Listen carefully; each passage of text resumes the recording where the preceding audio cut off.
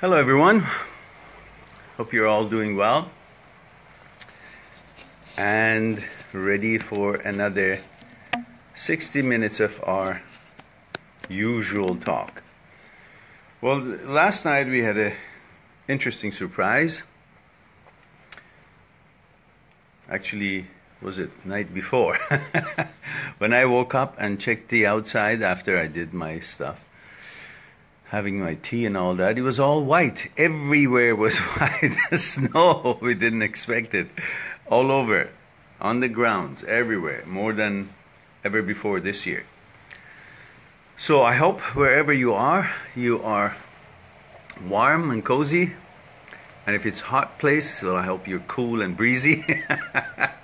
And ready to start your Sunday, or perhaps you're in places where it is Saturday, sorry, not Sunday, Saturday. And so perhaps it's somewhere where it is Saturday evening. Either way, I hope that you are sorting things out and things are working out for you, and soon you will join me so I won't be talking to myself as I seem to be doing right now. So I'll wait till you guys send me some thumbs up and I know you're here, then we can start.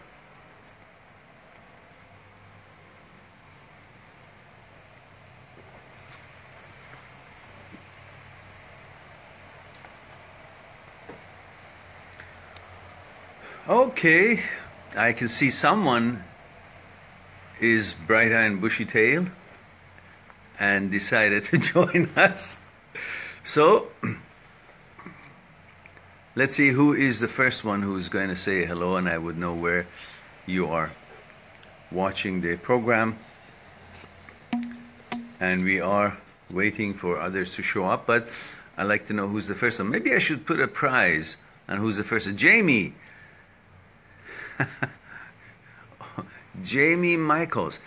Jamie, have you spent time with us in the past 41 weeks, either here or on the other Facebook page on our live talks? Or is it the first time? Your name seems familiar. I think I've seen it before. So it usually takes a few minutes for people to show up, as we have this live talk on subjects of relationship, breakups in specific, and anything to do with your psyche, fears, desire, ego, thoughts and consciousness, and things matters in life as far as its personal relationships and personal understanding or interest about what goes on in our psyche. This is what we do here. So Jamie is from United Kingdom. Yes, you okay, good, Jamie. Glad. I did put a post up last night that we will have a talk, as I always do a night before the talk. I put a post up on the Mind That Seeks Truth Facebook page. And I guess some do see it, some don't, but usually they join up when they see me on. So it'll take us a few minutes. Good. I'm glad, Jamie. I hope that you keep watching the videos, and there are new videos in the works that I will come up with. It may take a bit, but it will. And there'll be some new twists and surprises. At the moment, I have put different subjects and different parts of the breakup into hello Juan Hussein, good to see you. As I was mentioning, I have managed to create several playlists, which if you look at the playlist, you will see the topic and you'll see which part of the breakup support you need, and when you go on that playlist, it has all the videos that pertaining to that particular topic. Of course, there are a lot more. There's about 300 videos on the channel now, on the YouTube channel. You can just go in there and put in my name, first name Mehran, and then Dadbeh, the last name, and the channel will show up. There is a link also that I'll put up afterwards on the YouTube channel so you can easily connect with it. However, on YouTube now there are about 300 videos about the subjects of thoughts, consciousness, fears, ego, and desire. The subject of breakup, why we feel the way we feel, why our mind reacts in the way they are, our sentiments, our thoughts, what is the role of fear, desire, ego, and thoughts, and so on in the way that we feel after a breakup. All these have been talked about, discussed on the YouTube videos, as I mentioned, about 300 of them. And however, about 70 of them are now in different categories of playlists. So if you look at the categories, let's say it says why we hurt so much, and you'll see maybe 1 or 2 or 3 videos. Or you say how to be happy, you see about maybe 10, 12 videos. So categorizing it will help you not to look for, while you will still need to look for many different kinds of angles that I've covered to help you to move on after a breakup. So now I've made it a little bit easier for you, so use it as much as you can and get over this temporary hurdle, and I'm sure you'll all do well.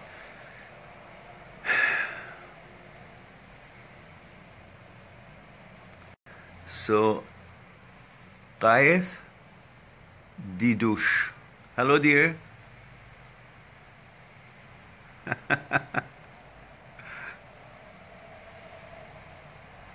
Good. I'm glad that you're here, and we look forward for people to join us. Oh my goodness, you're from Syria. Glad to have you here, dear. Glad to have you here. I hope that the connection would be enough and not create too much trouble. So while you guys getting your tea or coffee, and I'm gonna drink a couple of more sips of this, we will wait for others to arrive. Usually we have good number of people joining us, and so it will take us a few minutes. But you go ahead and fire up your questions, and we will start talking, and I guess the others will join us. If you haven't checked to like the Facebook page, please do. I want to be in contact with you, so the posts that I put up will be positive posts and helpful, and at the same time you'll know if there's any event, any talks, any webinar, seminar, whatever. So any questions? I will wait for you guys to throw me a question so we can talk. As you know, for the past 41, 42 weeks we've been having these talks on 2 different pages of Facebook. The Amazing Things in the World is the one that I have on Sunday morning, same time. That reaches about 4.2 million people. That's usually 10 to 20, 30,000 people every time watch, and many participate in our talks. And the other one is on Saturdays, which is on my own Facebook page, Mind That Seeks Truth, and we have these talks.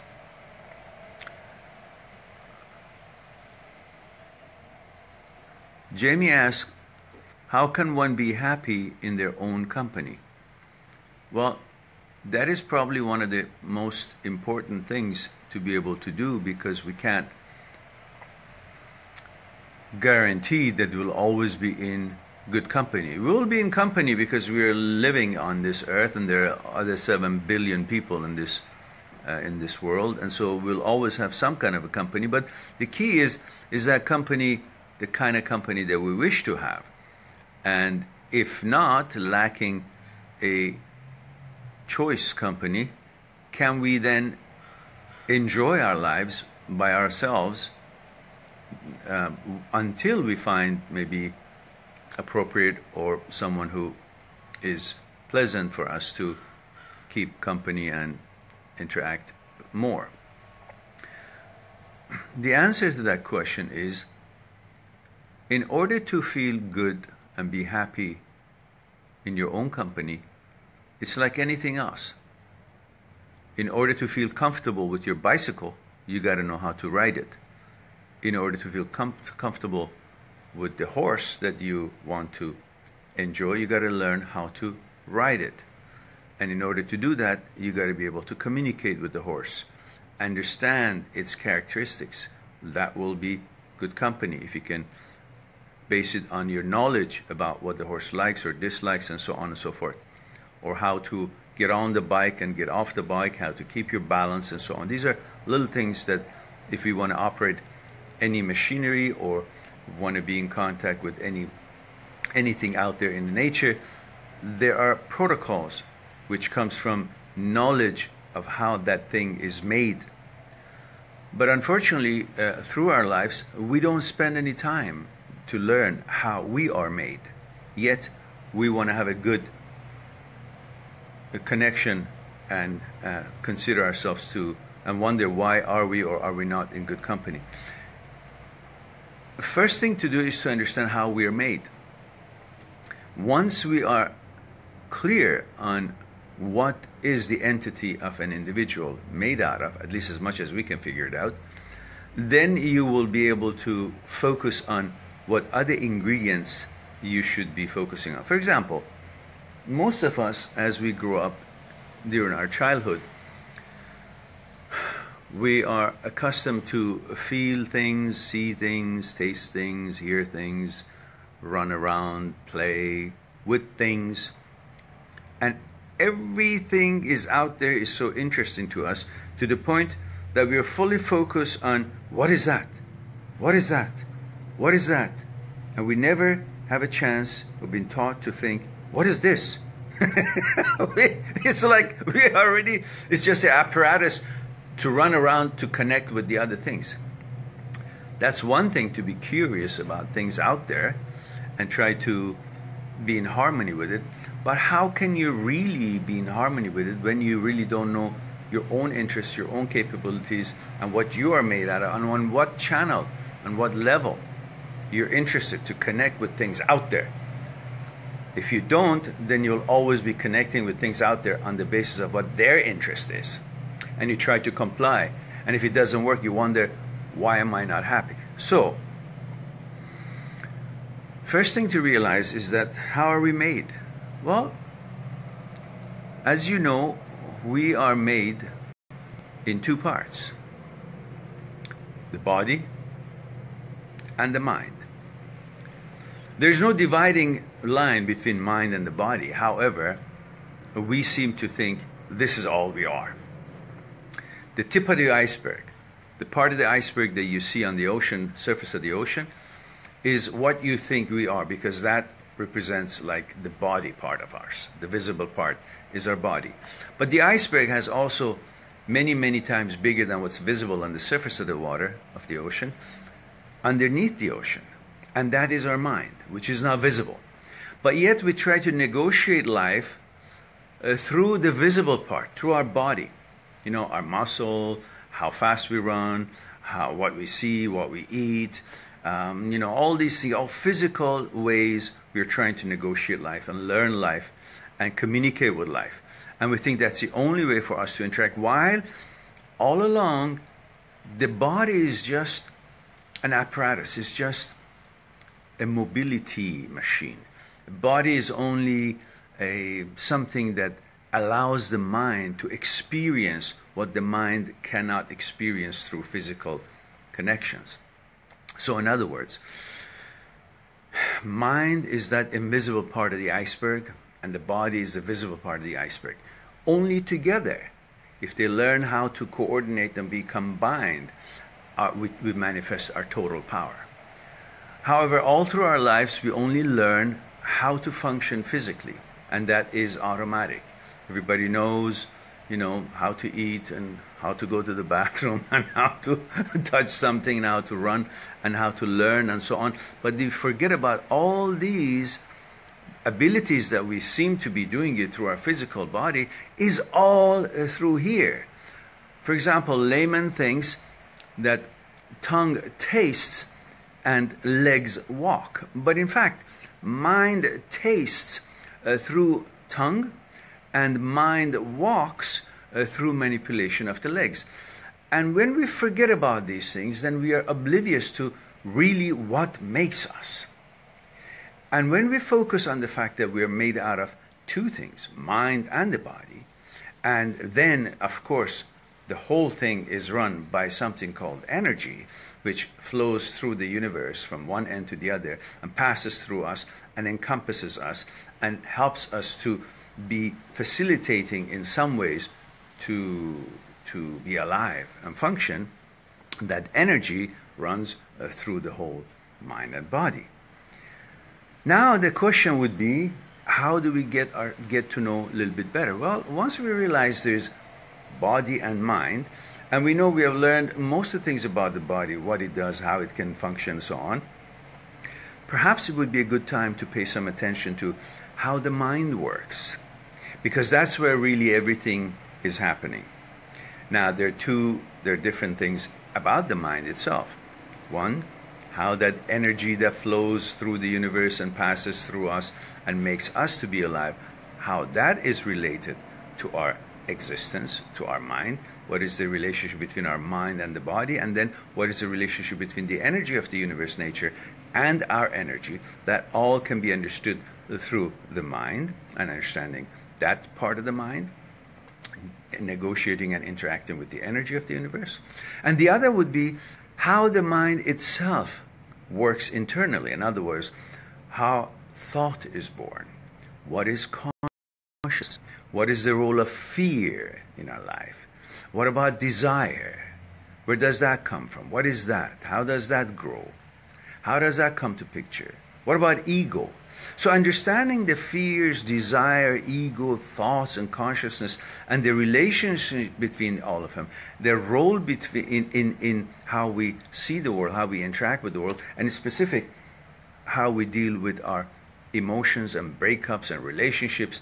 What is the role of thoughts and consciousness and fears and desire and ego in our relationships, in our breakups, and the role of energy that is coming from one end of the universe to the other. There's abundance everywhere. That's what makes everything grow. Its relationship with us. Then we can maybe have a better understanding of our capabilities, who we are, what we are, and then on that note, try to see if we can connect with the others, or we like to be by ourselves and enjoy our company, because now we know almost everything, how we are run. And on that basis, by knowing that, we can pay attention how we enjoy better, things that we like, things that we should try to change in our consciousness, as we are a product of conditioning all throughout our childhood with the different things that we've seen and we've come in contact, we've been exposed to or been influenced by. And by understanding if those conditionings serves us right or not, then we can work on changing it. By understanding all that, we become a person that we can then be happy in our own company and not feel alone, but feel having a chance to explore ourselves and become a better understood how we can connect with the world. And to do that, we got to know how we can connect with ourselves and understand what and how we function. So I hope that is something that you wanted to know. I know I went on, but hey, some questions do take us. And that was just the tip of the iceberg, by the way. So this seems to be quite... I wonder if the rest of you are here. If you're here joining us just recently, do send me a thumbs up or say hello. So at least, and tell me where you are watching the talk, so we can at least know how many people we have here, and throw me some more questions so we can continue our discussion.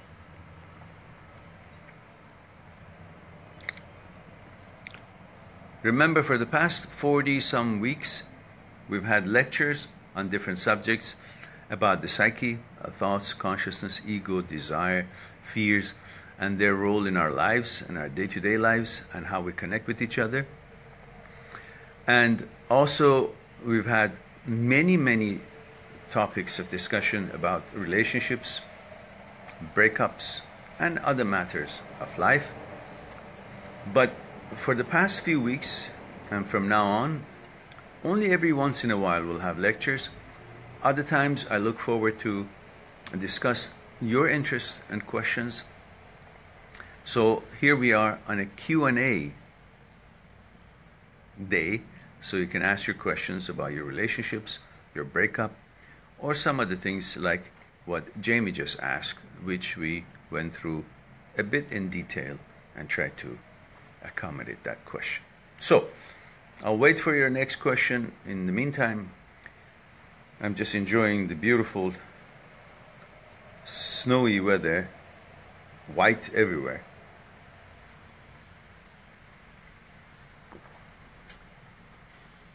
Okay, that's it. Are we done today? Let's see. Is somebody, is there anyone from North America that has joined us? We have our friends from India, Syria, and I don't know where. Jamie, where are you? Are you in North America? Oh, you're United Kingdom. Okay, so we have from UK, Syria, and India. And the UK must be about what is it, 6:30 in the afternoon or so. Syria must be about 11 at night, or 10:30 or so, or 10 or 9:30. And India must be 12 midnight, after midnight.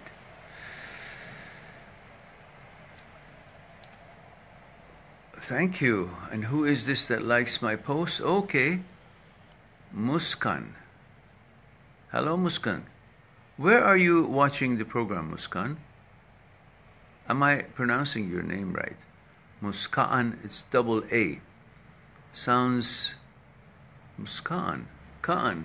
Maybe Filipino, possibly.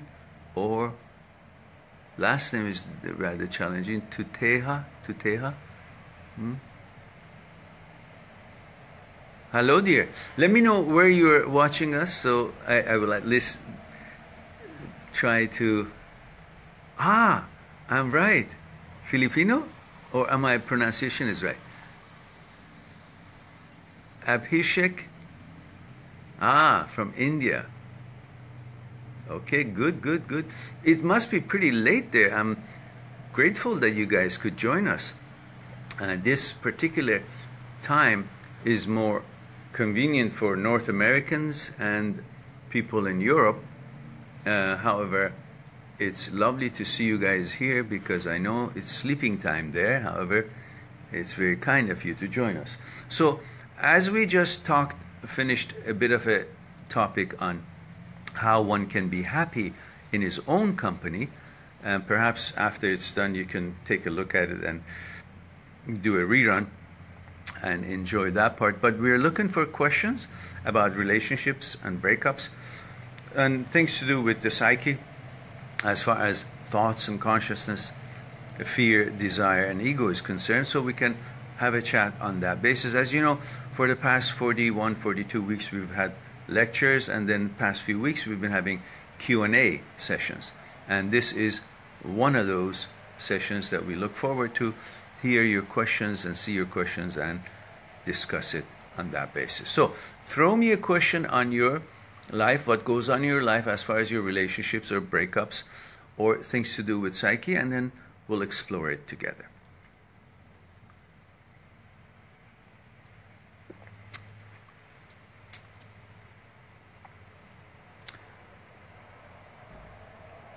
So it looks like Abhishek is from India, and we have from Syria, we have from UK, and we have 2 people from India. But Muskan, not sure if you are in which hemisphere and which country you are watching. And Juan, let's see, where is Juan from? Juan is also from India. So next question is, Abhishek says, why we can't fully forget our first love, even when we are already in a relationship with someone else. Yeah. Well, it's kind of saying, I had a white sheet of paper in front of me, and I start drawing in the drawing class. And why is it that I can't forget it? Because there was nothing else on the sheet. That's the only thing, the first thing that came on that sheet. So its picture resonates with you very clearly, because before that, there was no other memory, no other experience to kind of cover it or interfere with it or not. It just was one clear white sheet, and the first thing was drawn on it was that experience. And so it will have a memory, clear memory for you for a while, or maybe forever. But that doesn't mean just because you remember something, it was a good thing, or it was a preferred thing. The fact that it was the first thing you saw or you experienced about that emotion of love, you thought it was love for that age. As you grow and have more experience and see things, you expect different things from love.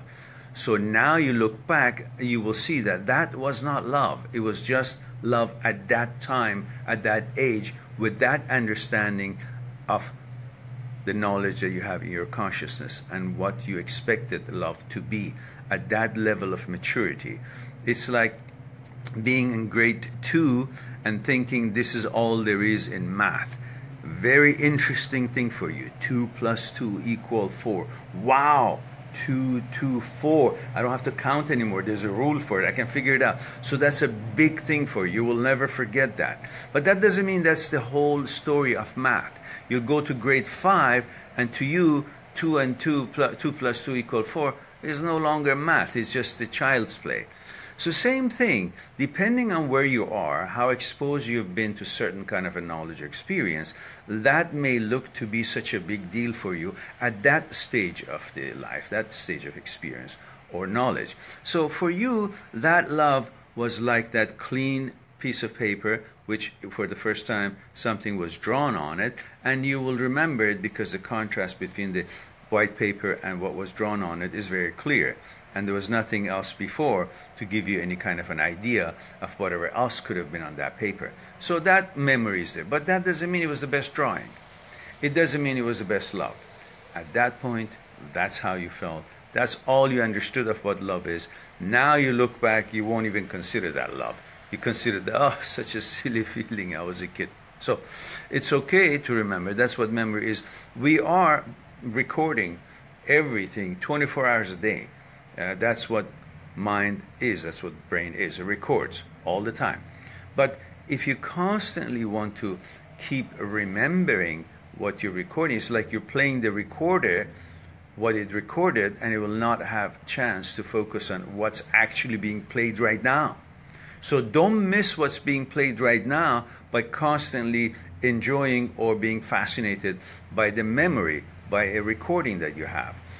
You know, the movies that you watch is a recording. At one time, it was being filmed, it was being recorded. That was alive, that was real, that was happening.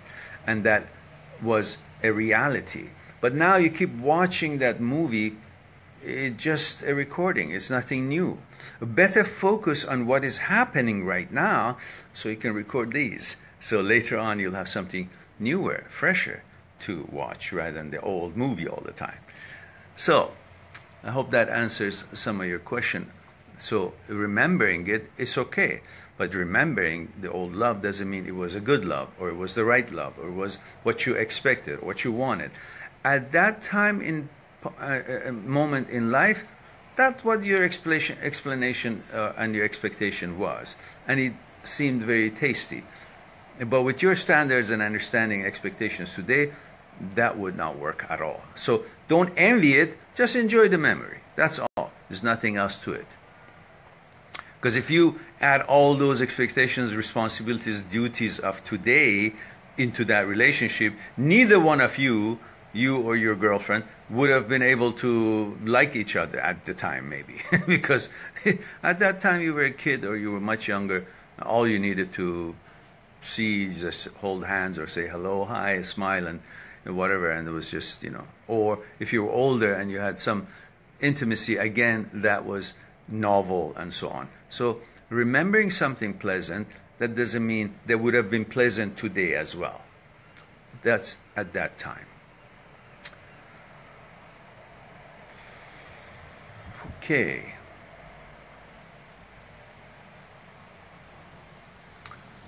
Oh, Muskaan says, I want you to look at my blogs.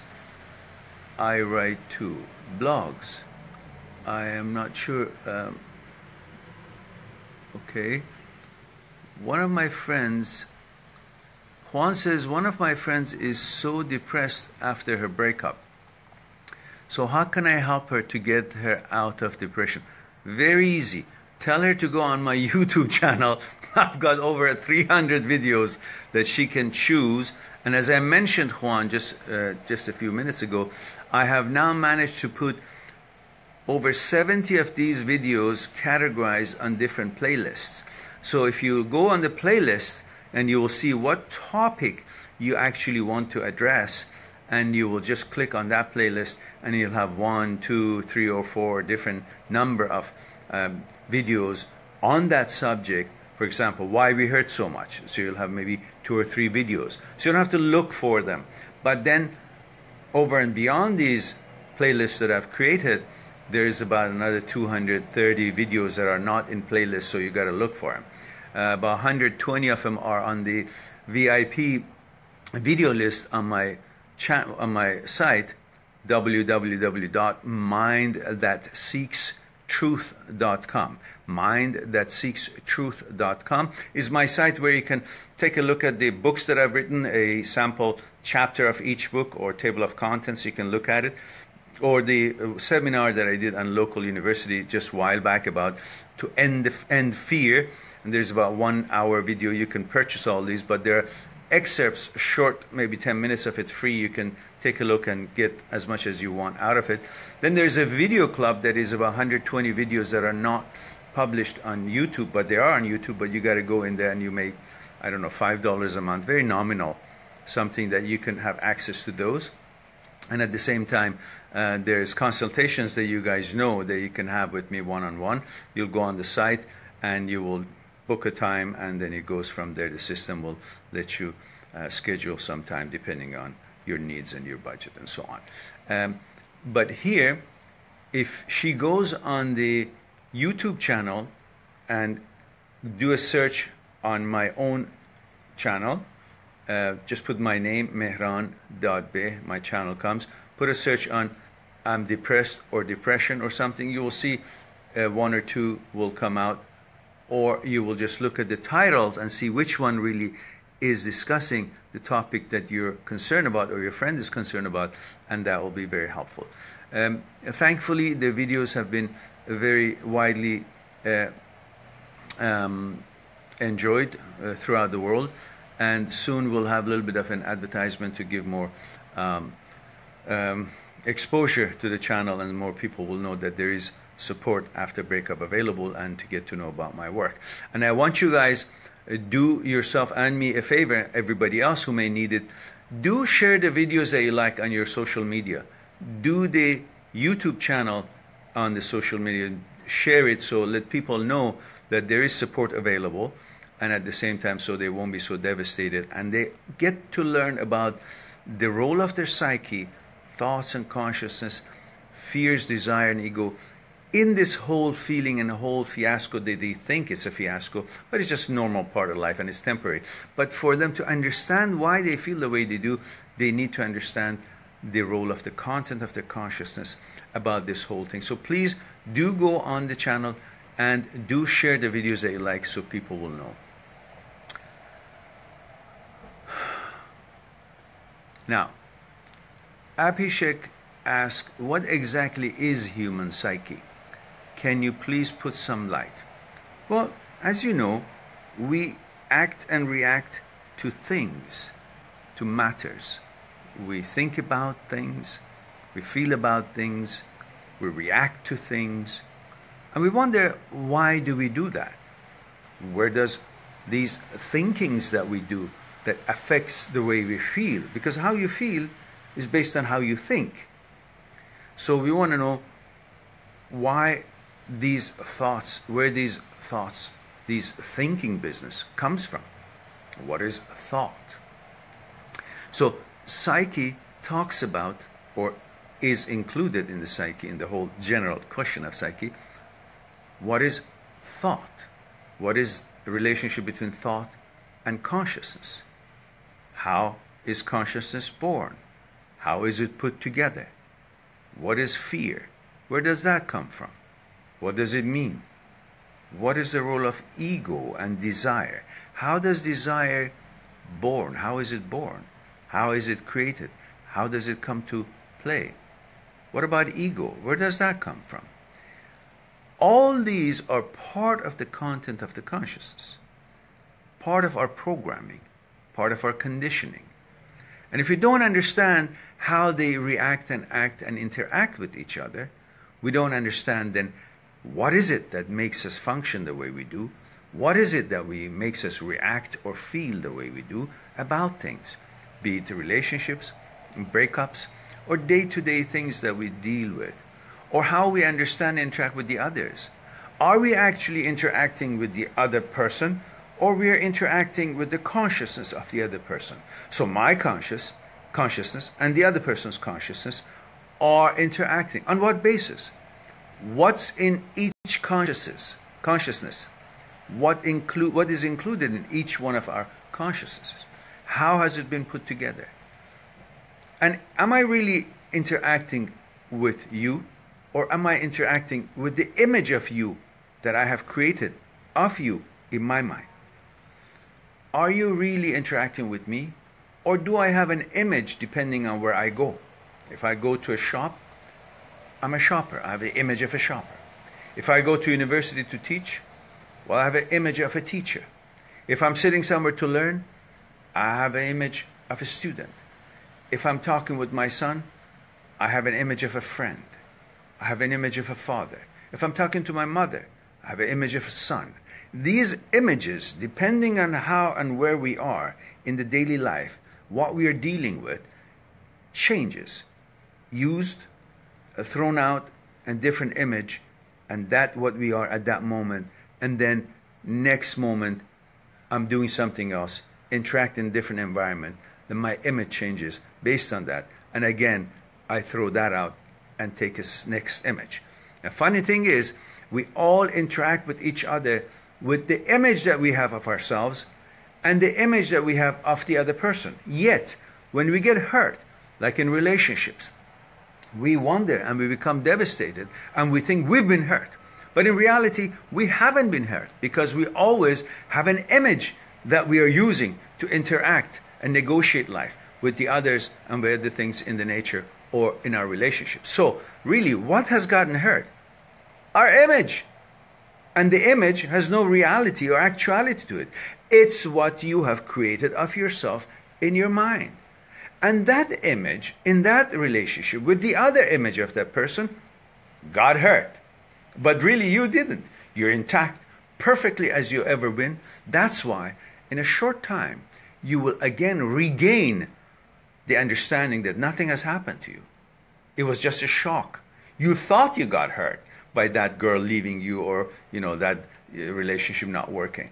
But you really didn't get hurt. It was your image in the relationship that now has been rejected, or somehow is not working, or thinks that it got hurt. Your emotion, and your emotion based on your thoughts. So really, in reality, in actuality, nothing went wrong with you. You're perfectly fine with all the apparatus and all the abilities to do whatever it is that you wanted to do and you could do before this relationship, through this relationship, after this relationship. You're still intact. Nothing happened. All these images were what we're interacting with each other. So these are part of the psyche, because it is like when you are you're standing in front of a clear surface of the water and you throw a stone in it, and a stone splashes into the water, makes some waves, and then soon enough, after a while, these waves that were so devastating, so alarming, they actually eventually dissipate.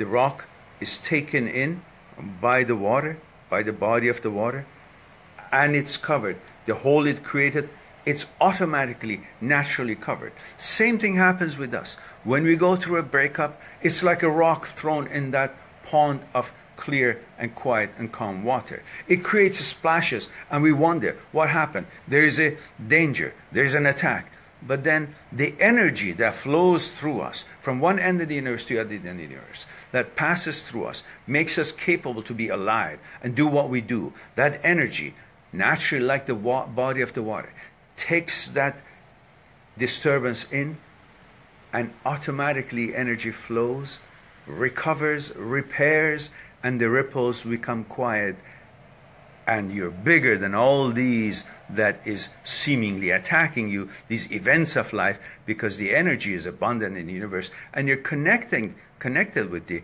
abundant energy of the universe. So it's like the body of the ocean, that every part of it is connected to the rest of the ocean, so it's very humongous and powerful. Lots of water. It covers that place where the rock fell, and it cleans up. The energy also would clear that disturbance that you felt through that event of life, and you realize that after a while everything is calm and you're just like before.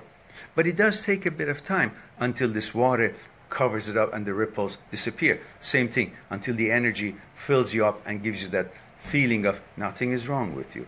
You're still part of me, part of the nature, part of the energy, and you're still strong and powerful, and it is just a disturbance which after a while you will forget, and it will not be of any harm to you. During that time that it takes for the ripples to go away, for the energy to recover and make you feel that you're whole again, you're perfectly fine, nothing happened to you, you may remember where the rock fell. And that's where the pain is, because you remember where the rock fell. But there is no more rock anymore, and there is no more disturbance anymore. Everything is fine as long as you recognize that you're bigger than the problem that you may be facing with. Something for you to think about.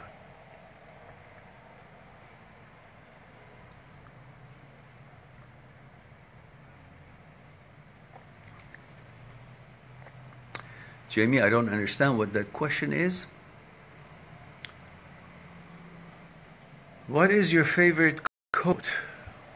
Muskaan says, which always makes you happy. Favorite quote is, I'm glad I'm alive.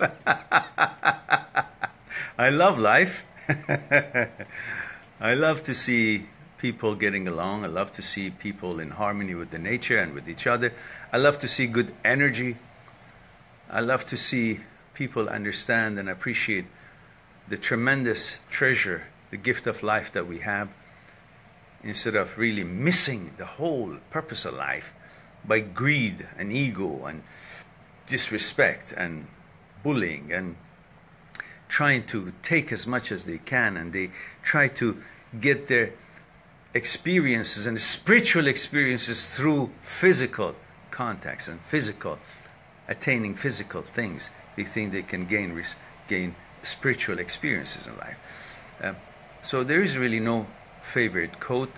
All there is to understand that we are all coming from one energy, and we need to understand how to take care of that beautiful feeling of love and let things grow, and understand that from hate and animosity and disturbing others, being disrespectful and creating trouble or harm to others, nothing good comes out.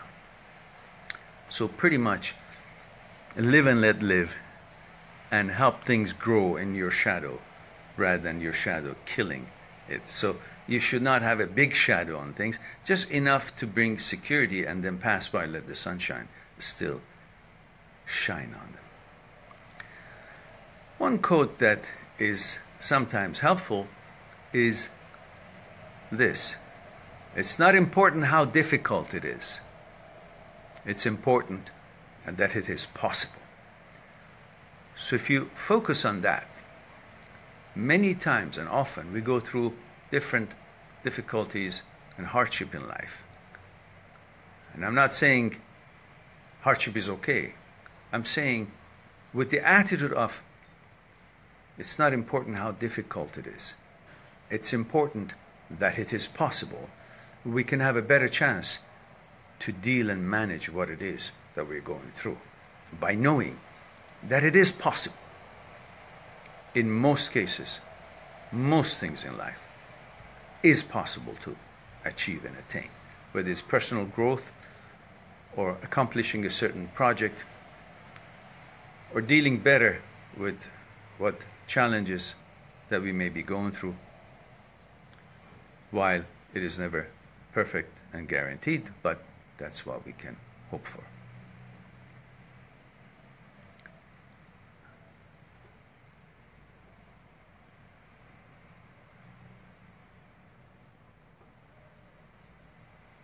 Okay, now I understand what you mean, Jamie. Jamie says, I work in telephone sales. Some days I make so many sales and sometimes not. When I make one sale, more follow, like a snowball effect. Do you believe that positive mental attitude can improve sales? Can people really feel whether they will buy from you just by hearing your voice? Sorry, look. Okay. Well,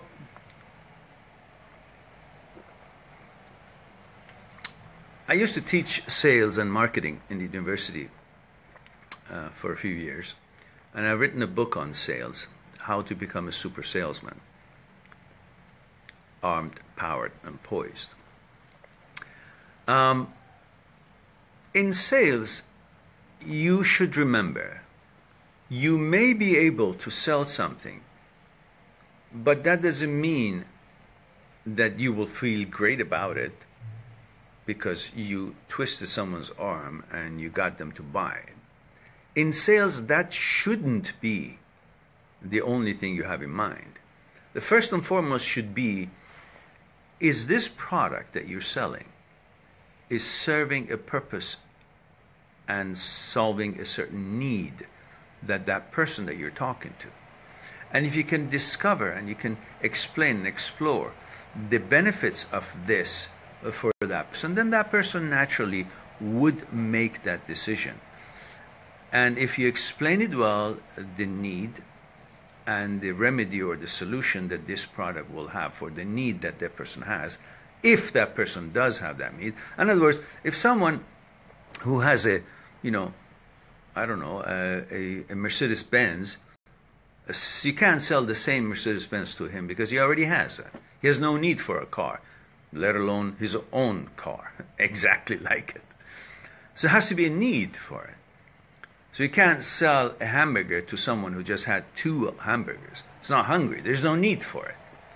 But if you can identify the need, and if that need is in right place with that person, then you can go on, discuss the product, and then see how this product solves the need of that person. Then the sale naturally takes place. There's, of course, a lot more about sales and so on. But yes, if you have a positive attitude about your product, meaning knowing your product, what is this product about? What does it do? What are the good and bad about it? How does it fit to this person's need? And if you know that knowledge and you'll be able to intelligently discuss this and show all the good things about the product and all the things that may not be so good, if it's going to be harmful to that person, you have to be honest about sales. People see honesty as a better selling tool than just enthusiasm. Enthusiasm is great and it's important. You can't be selling something when you really don't feel good about it. First thing is you got to believe in that product. You got to be seeing this product as something that does something good. And if you believe in it yourself, then you will have an easier time to sell it. Then you got to see if that person has a need for it. Then you got to explain all the things that this product does for that need. And then, of course, with your positive attitude and your honesty, you will always have a great chance to communicate what you have, what you want to do with that buyer. And they will make the decision, and they won't be sorry that they made the decision because you didn't really twist their arms. You helped them to see how good that product is, and if they need it, they'll buy it. Otherwise, I don't believe in pushing anybody to buy anything, because it's just not humane. And at the same time, they'll change their mind and they'll say, I don't want it anymore. Okay, so let's see, what else do we have here? Do we have any? Can you pretend to believe in it? Can they tell if you're pretending? It's not about if they can tell if you're pretending or not. It's the fact that you shouldn't be pretending. Why should you be pretending? Make your life a quality and like what you do. If you keep pretending, one day you wake up and say, I don't like doing this. So find a product that you believe in. Find a person who needs that product. Then it's a natural sale, easy sale. Sale's supposed to be easy. So, Abhishek, I hope that I answered your question about human psyche.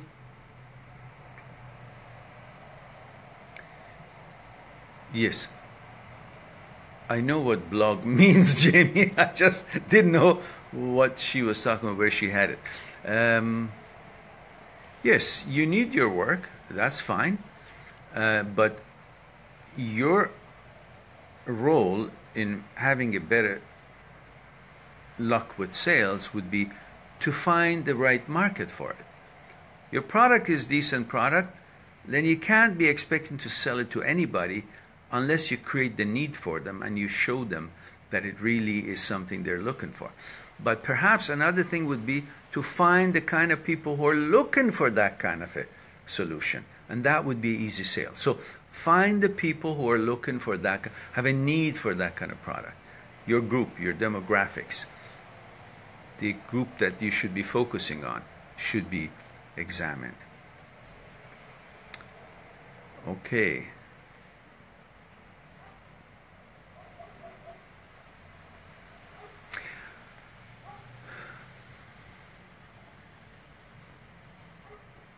Always remember, you have to show the benefits of the product to your buyer. I remember I was very young and I was working for some camera store. And there was a camera that I really liked. It was really a good camera. I remember, Canon Sure Shot. And I sold the heck out of this camera. Almost anybody who walked in the store, I sold him a camera. Because I loved the camera. I was happy about the performance of the camera, the quality of the camera. It really solved certain need, and it was a remote control camera. Like, you know, you could put the camera then, at the time that you had to go and push and run back and try to take a picture of yourself and your company, you would set it somewhere. But this camera, you just put it there and just have a little remote in your hand and just click it and it would just take the picture. And that was one of the beautiful features at the time. And I just sold the heck out of this camera, and everything, the whole thing, it was pretty much sold by me. Anybody walked in, they wanted to look for a camera for travel, that was it. Why? Because I really liked the camera and I really believed in its quality, and it was good quality camera. It did everything good. So that's one thing, to believe in the camera. Then you'll naturally be enthused about it, and there would be no pretense, and people will feel the natural enthusiasm because you really enjoy that product, and that shows. Even now, where I'm not talking about it, you probably feel that I really like that camera. But then here it is. There was another product that I was, you know, marketing on the side at that age, and I tried to sell it to the manager of the store, and he was similar age. He wasn't much older man or anything at the time. We were all young, and he turned around and said something interesting to me. He said, Mehran, you're such a good salesman. You can sell my own mother to me. He said, but what's in it for me? And right then, it was a very interesting learning process for me, because he was no guru of any sales or marketing, but I was open to learn what is the need of the person that I'm trying to sell. So there, he just let me know, and it became part of my understanding about sale, that it doesn't matter how much I believe in the product, how much I love the product. I got to show the benefits of the product for that person. So regardless of how good a salesman you are, you got to show what's in it for that person that wants to buy it. What does it do for it? What's the benefit for it? And the benefit selling is a very good way of selling. So something for you to remember. It's not just how to sell and how to be a good salesman. It's really how this product helps that person to get where they want to go. It's like you have a train ticket. How does this ticket gets this person on the train, but does this train go where he wants to go, or just train is a ride? That wouldn't work. So I hope that helps a little bit. Okay, you're welcome. And let's see.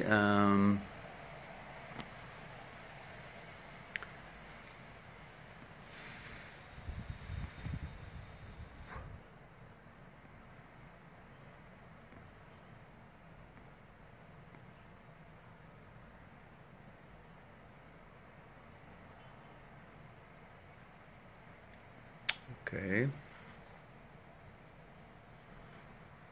I'm looking for questions, guys.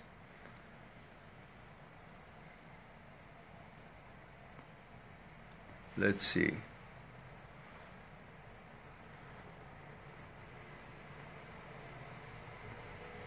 Okay, it looks like I don't have any questions here.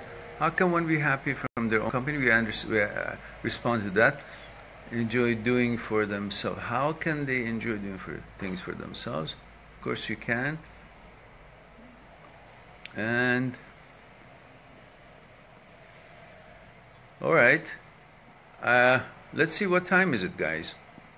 If we have finished our 1 hour,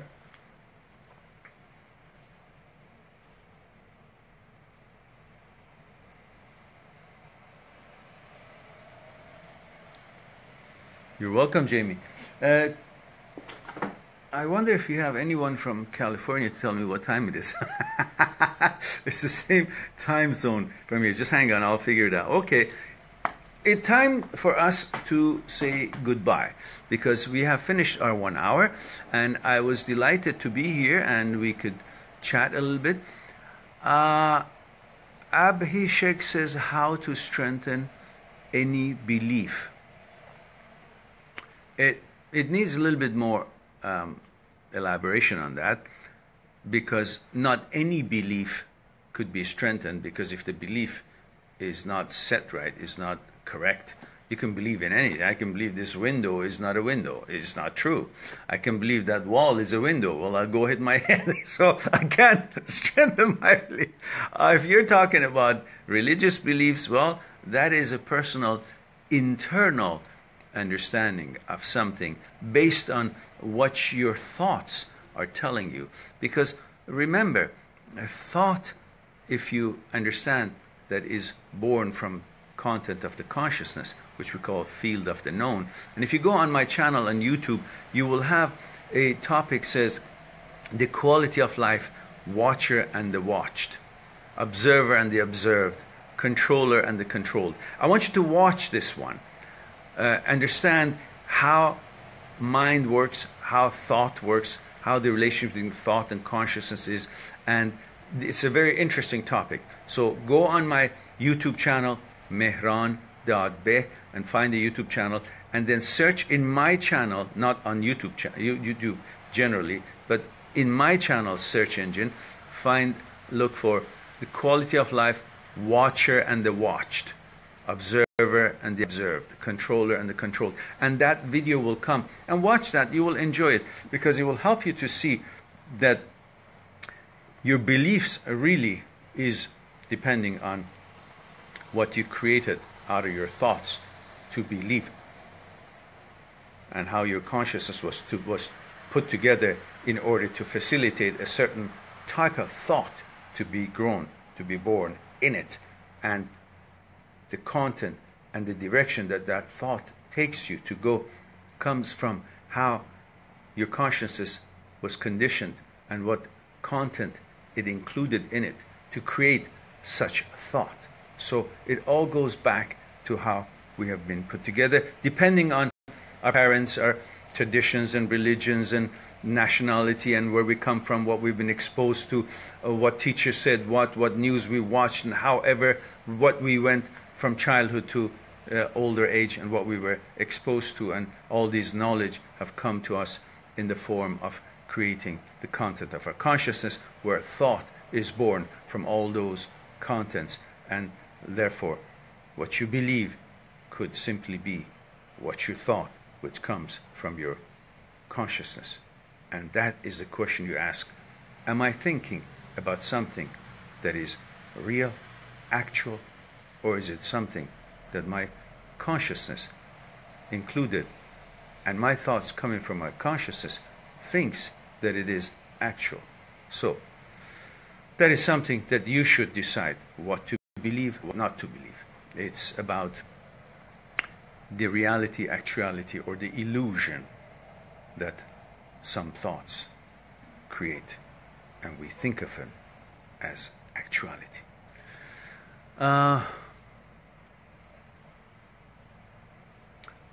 The belief that hard work can overshadow intelligence.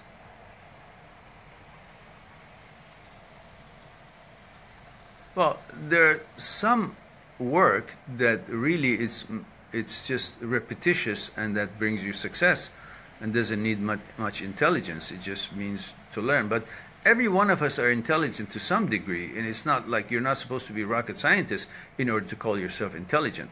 You're intelligent as an intelligent species, and depending on what level of intelligence what you do needs, then you use that much intelligence. So doesn't mean just because you're not doing certain kind of a mathematical equation and you're doing something simple, then you're not as intelligent or you don't have intelligence. It just means for what you're doing, that much of intelligence is enough. So continuously doing hard work and intelligence is really not a good example, because maybe what you're doing doesn't need some sophistication of thinking. It just needs hard work, a continuation and continuous work on that field, and then you'll see the success.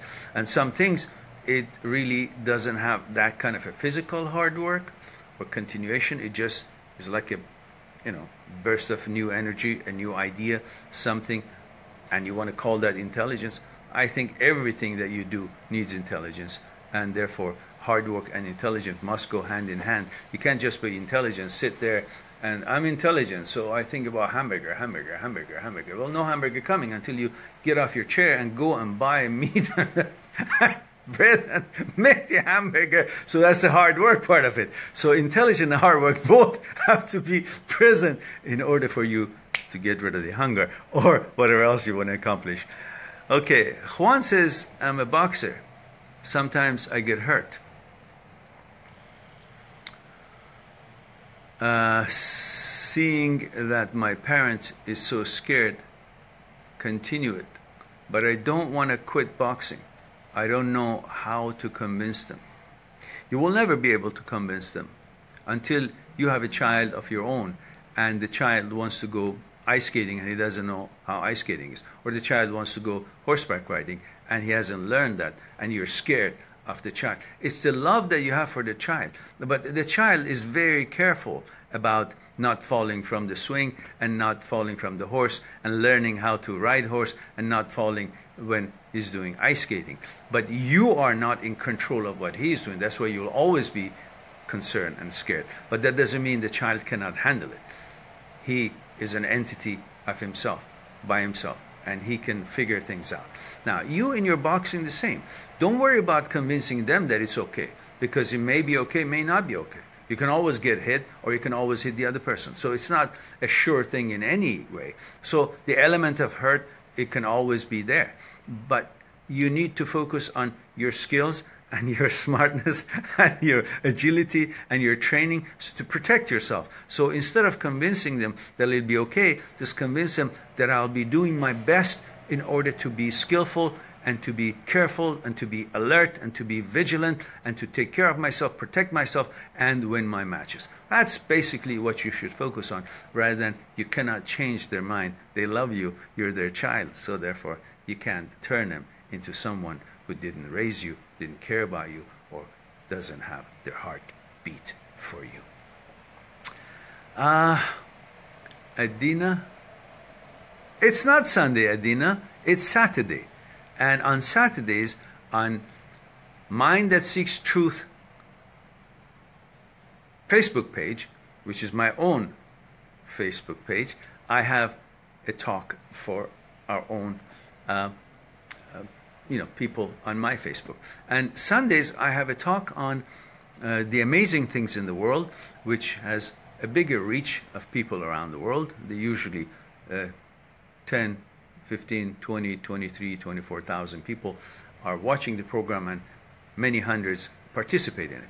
But I would like to have our own specific time for our own Facebook page and grow on that. So we'll have this specifically for this topic, because that Facebook page is wonderful and has many people, but they are interested to participate in our talk, but that particular page is not set for how our page is put together, which is about relationships and matters of psyche and breakups and so on and so forth. So it's Saturday. Okay, if we don't have anything else, guys, I just want to thank you for being here. At the same time, I want to ask you to do me a favor and make sure you share the videos that you like on YouTube channel that I have over 300 different videos. And as you know, you can also check my site, www.mindthatseekstruth.com, and read table of contents of the books that I've written and a sample chapter of each book. It's all free. And take a look at the sample 10 minutes of the seminar that I did at the local university about to end fear.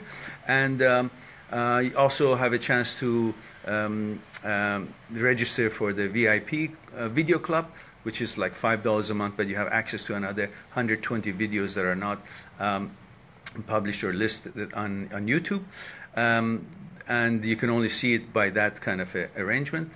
And I have also put most of the about 70 or 80 of the videos in different playlists. So if you go on my channel on YouTube and you simply look at the playlist, you will see which topic, which subject you want to talk about. All the videos will come one after the other, so you don't have to search for them anymore. But beside that, there is about, I don't know, another 230 videos beside the numbers that I put on playlist, which is 120 of it is on the VIP video club, and the rest of it is available on the YouTube for your enjoyment. And at the same time, you can book a one-on-one consulting, Skype consulting with me through my site, www.mindthatseekstruth.com. Go on the consulting page and you can talk to me, book a time according to your need and your budget. And also, we will be having these talks on Saturday morning in our own page, and Sunday morning at the Amazing Things in the World Facebook page. And I would like to ask you to share the videos that you like, so others around the world would know that there's support after breakup, and that there is a work that is being done for them, and they can use these videos and get out of the feelings and emotional hardship that they're going through, and move on and see and become stronger and happier again. So on that note, don't forget, please share the videos that you like, and do go on my Facebook. Encourage your friends to come to a Facebook page and like it, so we can all be in touch about the events that are coming together. Thank you again for being here. I really enjoyed our talk. There were good questions, and I look forward for next week and tomorrow at the Amazing Things in the World Facebook page. We have another talk at 10:30 in the morning Vancouver time, which that will be about 8:30 Europe, and about, I think, 12:30 or 12 India, and it would be, of course, 1 o'clock in East Coast and 10:30 in the morning here. And hope that you guys will have a chance to join. If not, have a wonderful week, sort things out. Love you all, and thanks for being here, and talk to you next week. Bye for now.